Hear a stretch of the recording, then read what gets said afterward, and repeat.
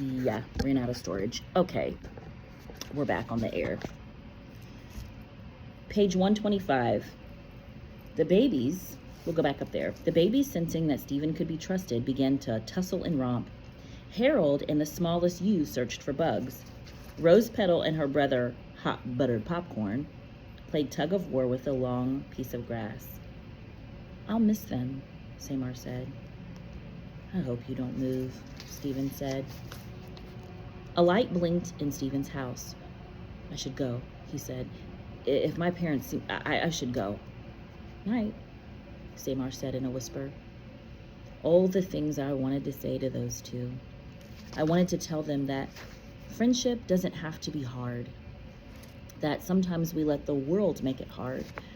I wanted to tell them to keep talking. I wanted to make a difference, just a little difference, before I left this lovely world. And so I did. I broke the rule. Stay, I said. She talked. I'm looking out at red right now. Oh my goodness. Chapter 30, page 127. There is no page 127. Chapter 30. The animals gaped at me in astonishment. That means like this. Even the youngest babies knew about the don't talk to people rule. Bongo darted to my top branch.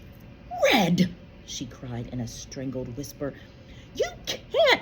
Oh, but I can, I said. What have I got to lose? But as I was saying, I returned my attention to Stephen and Samar. They were staring at me, jaws dropped, eyes wide, as frozen as Flash had been not long ago. We're dreaming, Stephen murmured. Right? At the same time, Samar asked, is that possible? Pinch me, Stephen said. Samar complied. Definitely felt that, Stephen reported. Maybe it was a dream pinch, Samar suggested. Excuse me, I interrupted. I have 216 rings worth of wisdom to convey and not much time. Stephen reached for Samar's hand. It's a dream, he said. At least it's a cool one. And so I began. Chapter 31.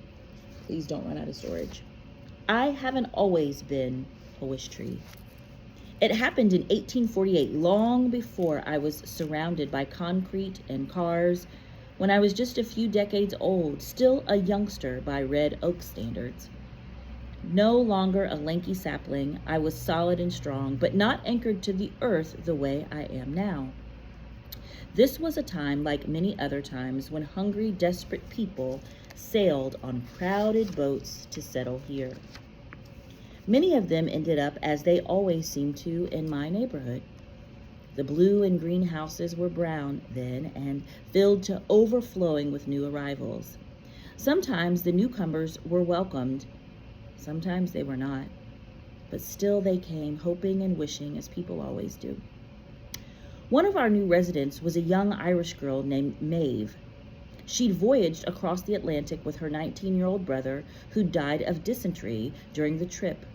Their mother had passed away shortly after Maeve was born, their father when the children were 9 and 12. Maeve was solid and plain, but when she smiled, it was like sunshine peeking through clouds. She had a deep laugh, and her hair was brilliantly red as my finest autumn attire. 16, alone and penniless, Maeve shared a tiny room with 5 other immigrants. She worked night and day, cleaning and cooking and doing whatever she could to stay alive. Maeve soon discovered she was gifted at caring for the sick. I'm circling that name because we got a new character in town. Maeve soon discovered she was gifted at caring for the sick.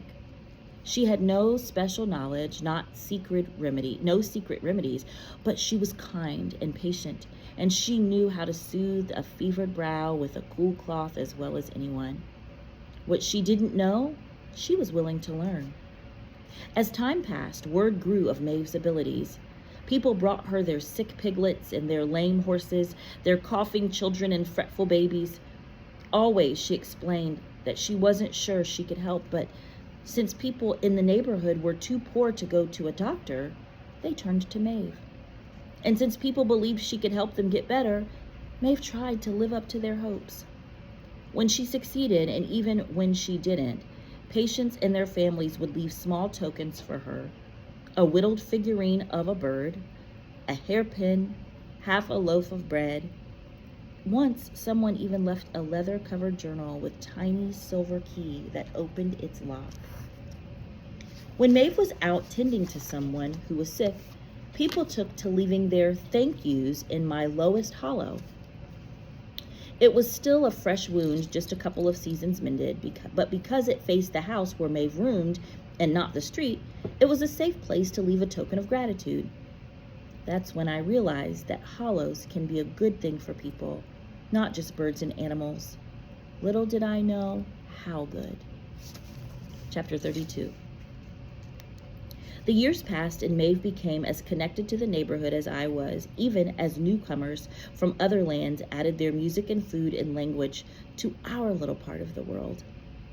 No matter where people were from, Maeve cared for them as best she could. I grew tougher, my limbs less pliable, my shadow stronger. More trees and shrubs joined me. But there was plenty of sun for all of us, and we never wanted for water.